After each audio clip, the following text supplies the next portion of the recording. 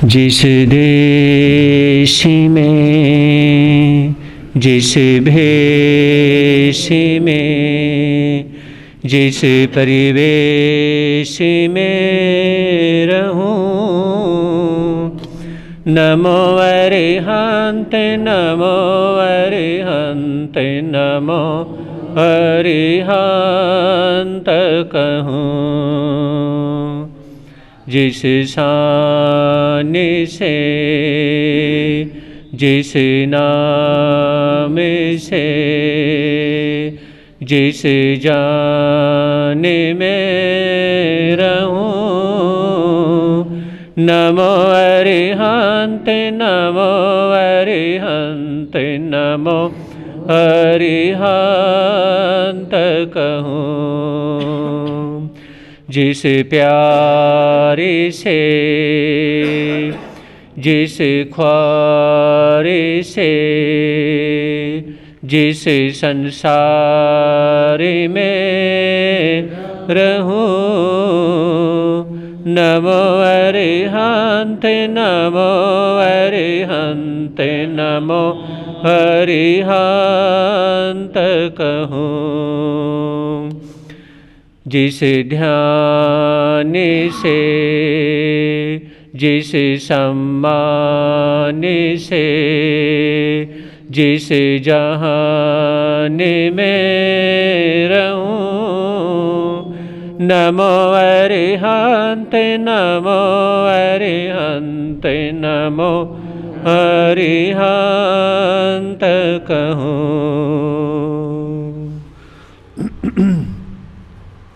है समय न दे के धार के जिसमें सब बह जाया करते हैं। है समय बड़ा तूफान परवल पर्वत झुक जाया करते हैं।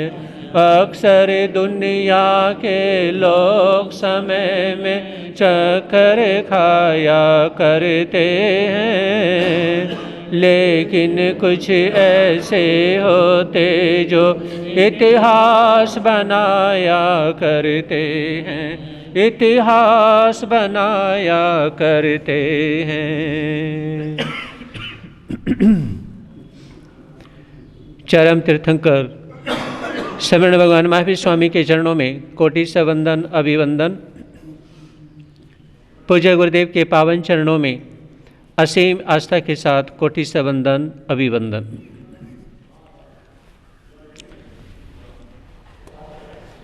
सुनेंगे आप लोग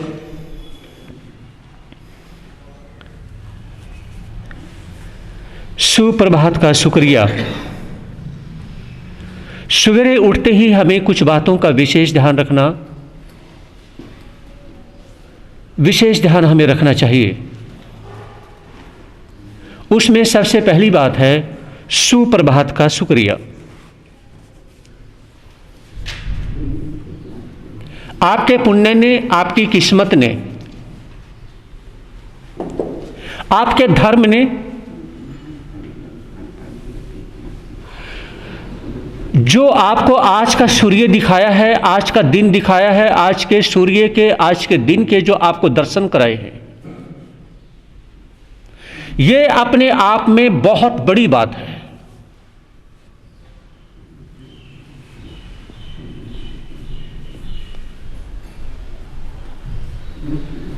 साइलेंट करें। हेलो माता जी। तो इसमें आज का जो दिन देखा है बहुत बड़ी बात है। और जब शाम को सोते हैं, मेरे महावीरा ने यह कहा कि जब तक अगला सूर्य, अगला दिन नहीं दिखाई दे जाता, पक्षियों की तरह अपने मुंह में अन्न जल कोई भी चीज मुंह में ना डालें। जब तक सूर्य के दर्शन नहीं होते अगले दिन, तो सूर्य के दर्शन करने से पहले आप सागारी संथा लेकर के सोएं। क्या पता कब, यानी कि नींद में प्राण निकल जाएं। लेकिन जैसे ही सूर्य के दर्शन करें तो उस समय अपने आप को दुनिया का सबसे बड़ा भाग्यशाली समझो।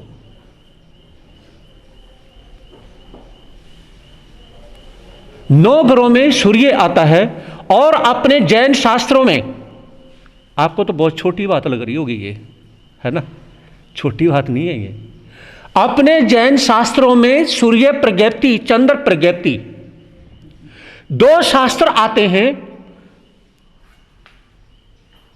ये एस्ट्रोलॉजी से, ज्योतिष से जुड़े हुए हैं। ये मेरे परमात्मा ने बताया है।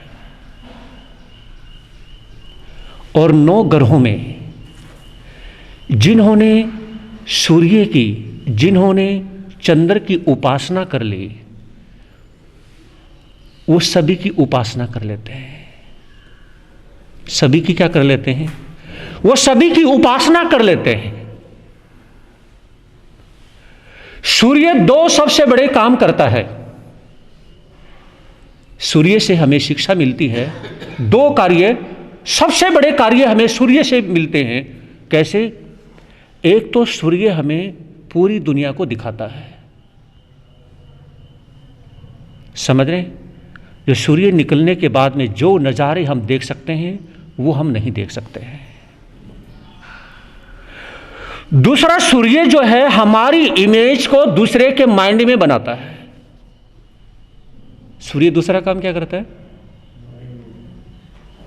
हमारी इमेज को दूसरे के माइंड में बनाता है। तो आपकी इमेज दूसरे के माइंड में कब बनेगी? जब सनलाइट होगी। अगर सनलाइट ही नहीं होगी, अंधेरा होगा, तो आपकी इमेज दूसरे के माइंड में कैसे बनेगी? समझ रहे?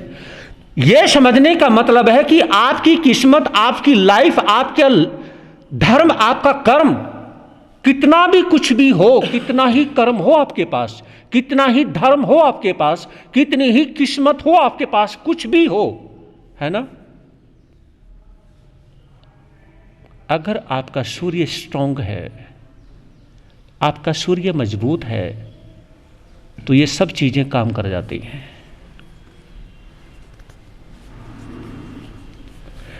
अगर आपका सूर्य मजबूत नहीं है, तो उसमें आपकी इमेज नहीं बनती है। बहुत से ऐसे लोग मिलेंगे जिनके पास में क्वालिटी अपनी फील्ड की कूट कूट के भरी हुई होती है ना, लेकिन उनका नाम नहीं होता पब्लिक में, समाज में नाम नहीं होता। बहुत से ऐसे लोग हैं जिनके पास क्वालिटी नाम की चीज नहीं है ना, लेकिन उनका नाम हो जाता है। समझे नहीं? उनके पास क्वालिटी नहीं है, जरा सी क्वालिटी है, कहो कोई खास क्वांटिटी नहीं है, लेकिन उनका नाम हो जाता है। और बहुत से व्यक्ति जो प्रतिभा संपन्न है, उनका नाम नहीं होता है। ये किसकी वजह से होता है? धर्म की वजह से होता है। जो पिछले जन्म में धर्म किया है और इस जन्म में जब उसका सूर्य मजबूत होता है, इस जन्म में सूर्य मजबूत होता है और पिछले जन्म का धर्म, यूं कह लो कि उसकी किस्मत, यूं कह लो कि उसका कर्म, क्योंकि कर्म किया, धर्म किया, किस्मत बनी, है ना, एक ही बात। तो धर्म कर्म हुआ, किस्मत बनी, तो पिछले जन्म का धर्म या कर्म और इस जन्म का उसका सन, उसका सूर्य जब मजबूत होते हैं, तो उसकी इमेज दूसरे के माइंड में बन जाती है।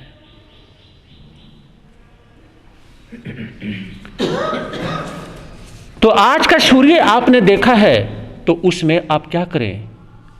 उसको नमस्कार करें।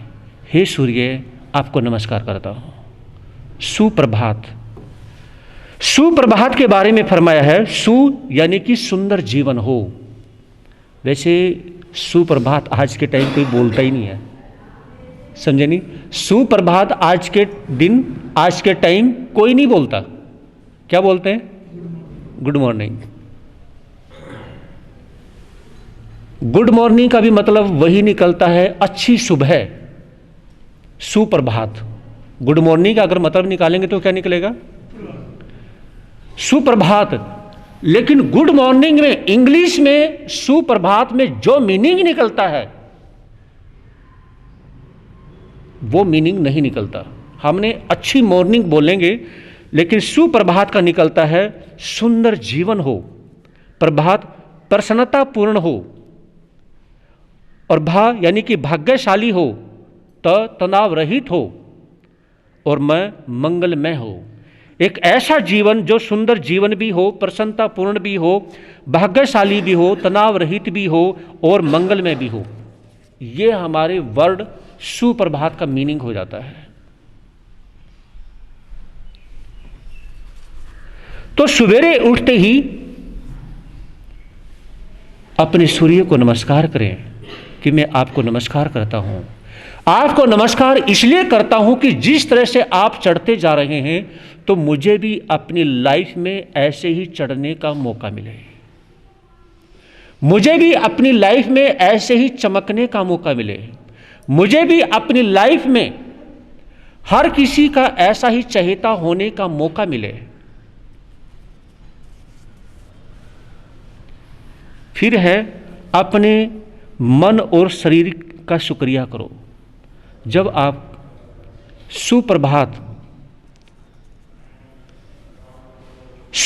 का शुक्रिया कर लेते हैं तो करें, उसके बाद में मन और शरीर का शुक्रिया करें। आपको जो मन मिला है, आपको जो शरीर मिला है, इसका शुक्रिया करें, क्योंकि ऐसा शरीर भी हर किसी को नहीं मिलता, ऐसा मन भी हर किसी को नहीं मिलता।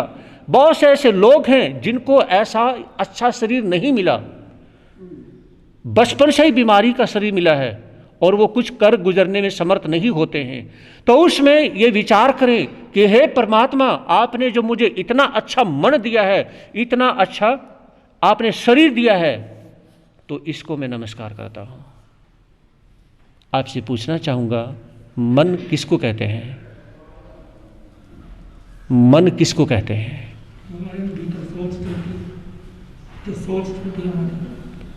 मन हमारे शरीर में कहाँ पे रहता है? हार्ट का तो आपको पता है कि हार्ट कहाँ रहता है। मन जो होता है उसे कहते हैं विचारों का समूह। मन किसको कहते हैं? विचारों का समूह। जहां जो बहुत सारे विचार हैं, बहुत सारी जो सोच विचार है ना, जो फीलिंग्स, उनको क्या कहेंगे? उनको मन कहेंगे। अब ये जो विचार हैं, ये विचार कहाँ रहते हैं? हमारे दिमाग में रहते हैं। विचार कहाँ पे होते हैं? दिमाग में होते हैं। और विचारों, कोई एक विचार तो होता नहीं, बहुत सारे विचार होते हैं। जैसे प्रवचन सभा किसको कहते हैं? जहाँ पे काफ़ी सारे भाई बहन बैठे हुए हों, उसको प्रवचन सभा कहेंगे। तो काफ़ी सारे विचार इकट्ठे जहाँ पे हों, उसको उन विचारों के समूह को हम मन कहेंगे। तो नमस्कार करें अपने मन को, नमस्कार करें अपने शरीर को। अगर सवेरे मन और अपने शरीर को नमस्कार कर लो कि ये जो शरीर मिला है ना, बहुत धर्म करने से मिला है, बहुत कर्म करने से मिला है। पिछले जन्म में अनंत धर्म, अनंत कर्म, पता नहीं कितने जन्मों की साधना जुड़ के इकट्ठी हुई है, तब जाकर के मनुष्य गति का ये चोला आपको इस जन्म में मिला है ना। कितना धर्म इकट्ठा हुआ आपके पास। आप किसी साधु को नमस्कार करते हैं, कितना धर्म है उसके पास, लेकिन आपके पास भी तो कितना धर्म है जो आप वो सारा धर्म, वो सारा कर्म, यानी कि वो सब देने के बाद में, वो सारा खर्च होने के बाद, उसके बदले में आपको क्या मिल गया? क्या मिल गया? ये मनुष्य गति का चोला मिल गया।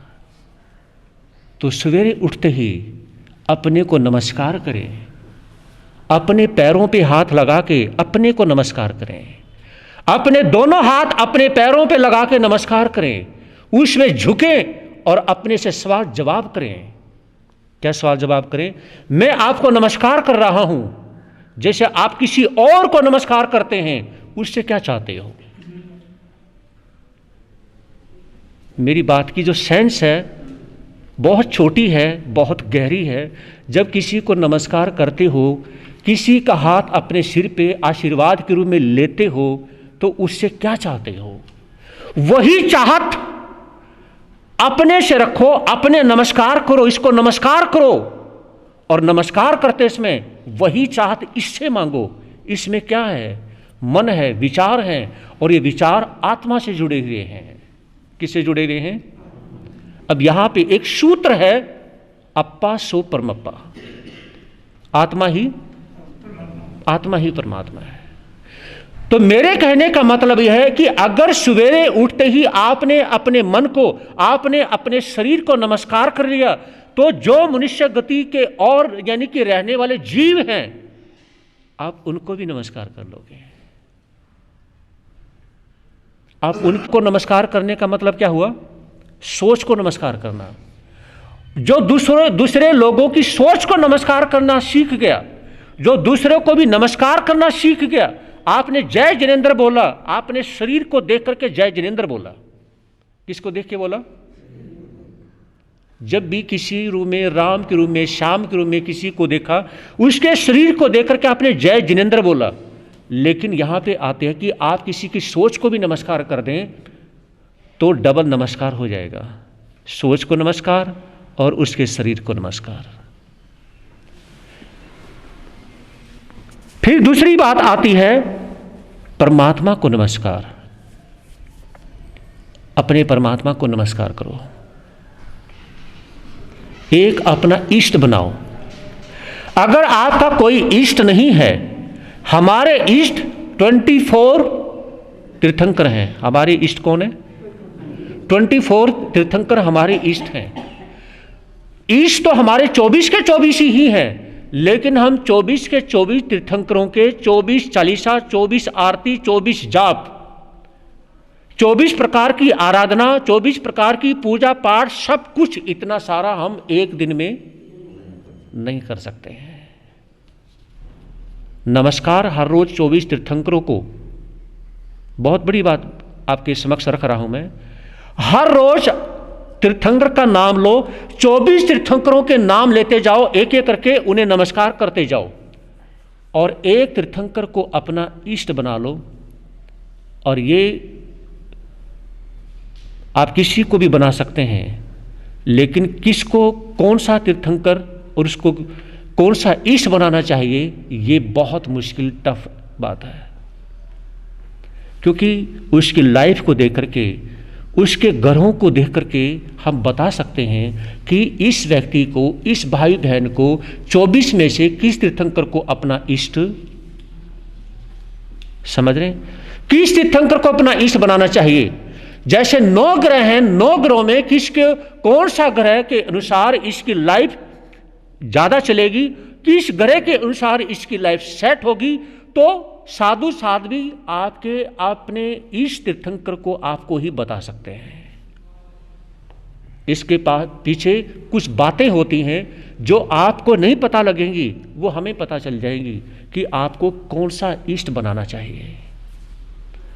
तो अपने इष्ट को हर रोज नमस्कार करना चाहिए। उसकी आज्ञा के बिना आप उठ नहीं सकते, चल नहीं सकते, खा नहीं सकते, पी नहीं सकते, सब कुछ करें।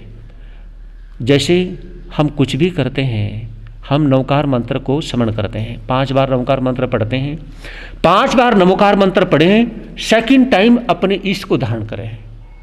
समझ रहे हैं? ये बहुत बड़ी बात। उसके सेकंड टाइम क्या करें? अपने इष्ट, एग्जाम्पल आपने भगवान महावीर को इष्ट बनाया है, तो 5 बार नमोकार मंत्र पढ़ें और फिर उसके बाद अपने इष्ट, अपने महावीर को याद करें कि प्रभु आप मुझे आज्ञा दो, मैं अब ये कार्य करने जा रहा हूं। प्रभु आप मुझे आज्ञा दो, मैं ये कार्य करने जा रहा हूं।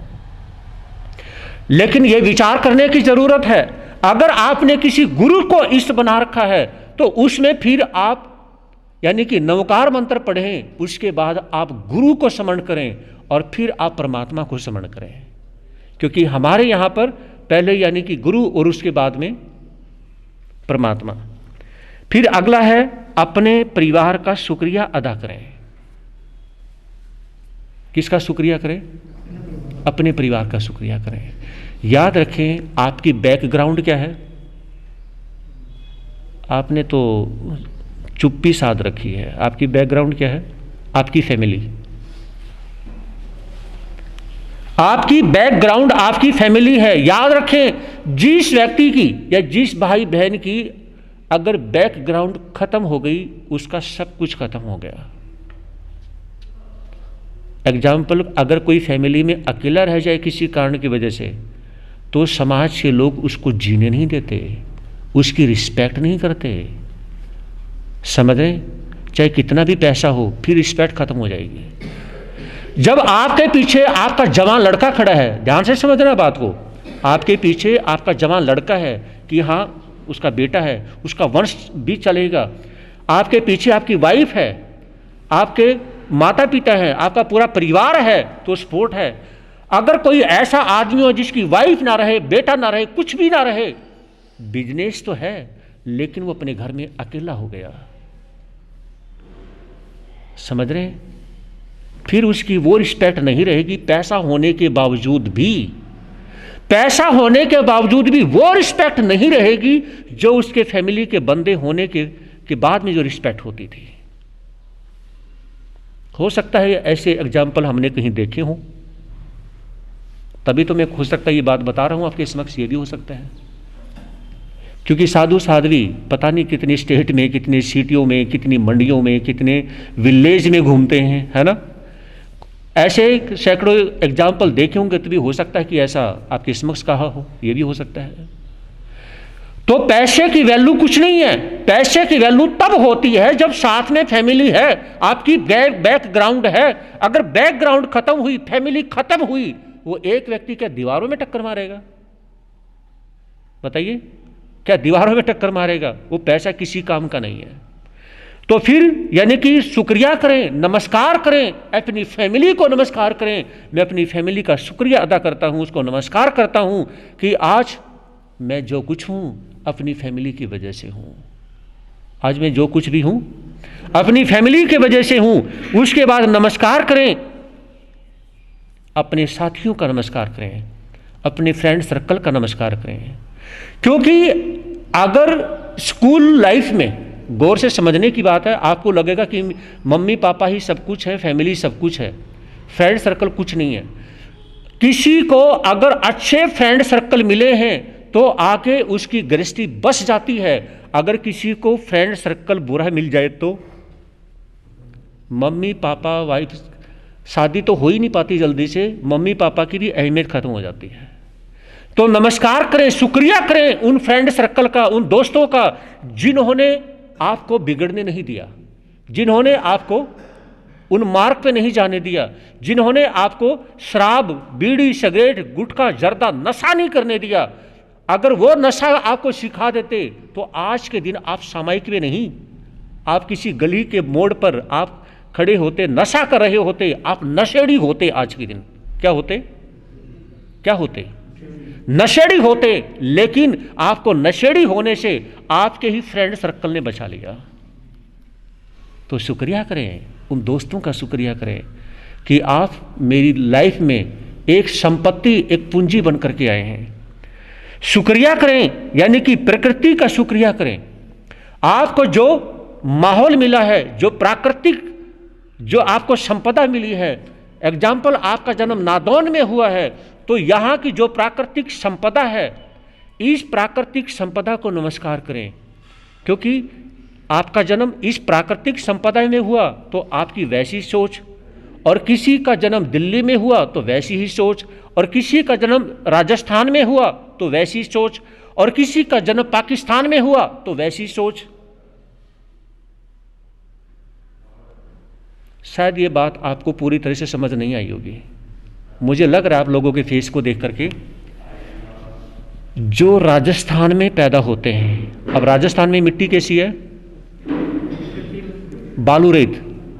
बालू रेत मजबूत नहीं होता, स्ट्रोंग नहीं होता। तो राजस्थान का व्यक्ति नेचर से स्ट्रोंग नहीं होता। वो 1 मिनट में कब बदल जाए, कब चेंज हो जाए, कुछ नहीं कह सकते हैं। फिर यानी कि जो इधर हरियाणा में आते हैं, पंजाब में आते हैं, तो जैसी जहां जितनी मिट्टी जो स्ट्रोंग है, क्योंकि 5 तत्वों में, हम जो 5 तत्वों से हमारा शरीर बना है, उसमें एक क्या है? पृथ्वी भी है। एक क्या है? पृथ्वी भी है। ये बहुत गहरी बात है ये। तो उसमें क्या है कि हमारा शरीर जो 5 चीजों से बना है, उसमें एक जो पृथ्वी है, अगर पृथ्वी हमारी स्ट्रांग है तो हम भी स्ट्रांग है। समझ रहे हैं? और जो राजस्थान में पैदा हुआ, जो बालू रेत में पैदा हुआ है, तो वो उतना सा ही स्ट्रांग है, वो उतना सा स्ट्रांग है। जहां बिल्कुल ही यानी कि एक प्रकार से हल्की मिट्टी है तो वहां हल्के लोग हैं, जहां स्ट्रांग मिट्टी है तो वहां की स्ट्रांग लोग हैं। तो शुक्रिया करें अपनी प्रकृति का कि आपने मुझे जो कुछ दिया है, आज मैं जो कुछ भी बना हुआ हूं वो आपकी वजह से हूं, यहां प्रकृति की वजह से हूं। नादौन में जन्म हुआ है तो यहां की नादौन की जो प्रकृति, जो संपदा है, जो माहौल है, जो जीवन है, जो जैसा है, उसकी वजह से आज मैं इतना अच्छा हूं। तो उसको नमस्कार करें, यानी कि नादौन की धरती को नमस्कार करें, यहाँ की प्रकृति को नमस्कार करें कि आपने मुझे बहुत कुछ दिया है। बड़ा होने में, यहाँ खिलने में, फूलने में, मुझे अपना अच्छा नेचर बनाने में जो सहयोग दिया है वो नादौन की ज़मीन ने, नादौन की धरती ने। बोलते क्यों नहीं? नादौन की धरती ने मुझे बहुत बड़ा सहयोग दिया है। अगर यहाँ धरती पे नहीं, मेरे मम्मी पापा बहुत अच्छे होते लेकिन जन्म और कहीं पाकिस्तान में हो जाता, उसका असर मेरे दिमाग पे बहुत ज़्यादा होता। तो जो ज़मीन है, जो माहौल है, जो प्राकृतिक संपदा है, उसका हमारे जीवन पे बहुत असर होता है। आज इतना ही इसके संबंध में। कल फिर आप सुनेंगे सुप्रभात के बारे में, गुड मॉर्निंग के बारे में, कल फिर सुनिएगा। आज इतना ही।